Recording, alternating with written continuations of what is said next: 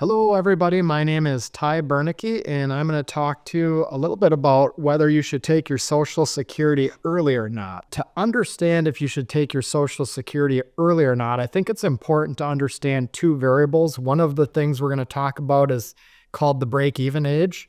And the second thing that we're going to talk about is the variables that can move the break-even age to an older age or to a younger age. Let's start off by talking about the break-even age because there's been tons of articles done on this, but in my opinion, by far the most comprehensive article ever done on this topic was by a former Social Security Administration executive named Doug Clemons.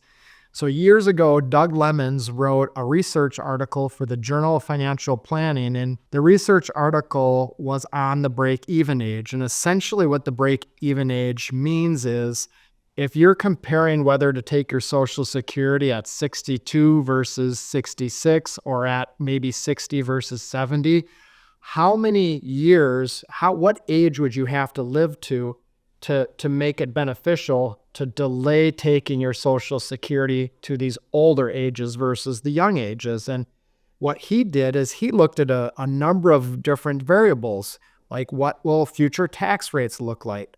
What will inflation look like? He looked at a variety of other variables, and basically what he found is that the break-even age when comparing whether you should take it at 62 versus 66 was somewhere between 81 years old and 86 and a half years old based on some of those different variables that I just mentioned. So what that means is if you knew you were going to die at age 78, it would be better to take it at the earlier age. If you knew you were going to live to age 95, it would have been better to have delayed taking the Social Security to age 66.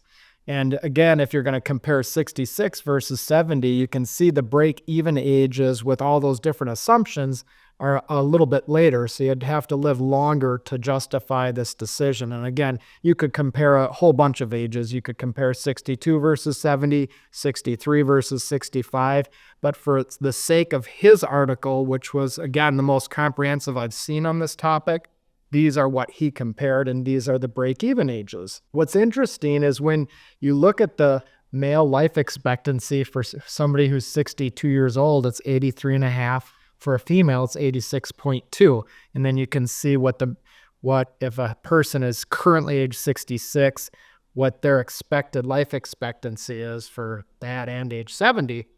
But what's interesting is when you look at all these different life expectancies, they kind of fit pretty closely into what Doug Clemons found. And essentially what that means is I don't think the Social Security Administration was a bunch of dummies when they figured out what you would get for income at certain ages, because they're just using actuaries to tell them how much they will have to pay out based on the average life expectancy at any given moment in time. It's important to understand that that's one variable to consider, but there's other variables that can make it more attractive to take Social Security at a younger age, and other variables that might make it more attractive to delay it. So there isn't a one size that fits all. Unfortunately, most of the articles that are done on this topic will tend to promote one concept, like the benefits of delaying taking Social Security.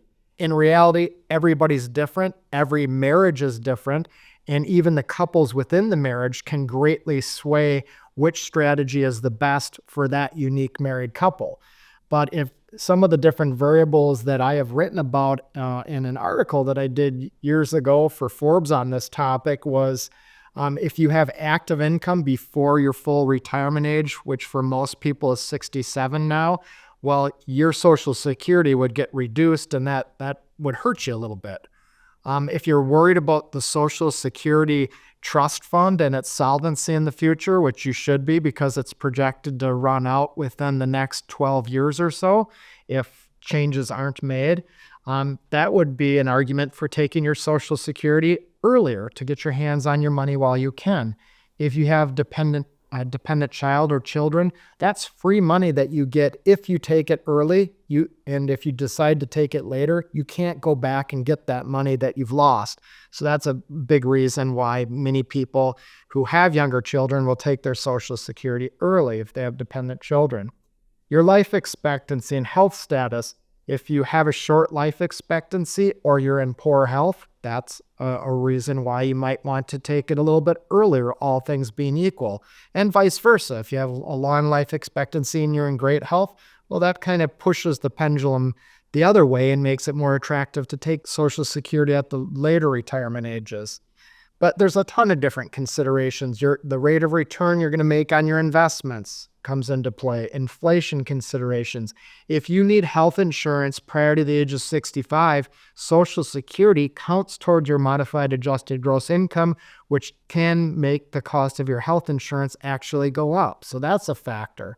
How much you want to leave to your estate is a factor. So there's all these competing variables, and inevitably your variables are going to be different than somebody else's. So please, please, please don't read one article and think that applies to your situation, because most of the articles can't get this in depth into evaluating the unique circumstances of your situation.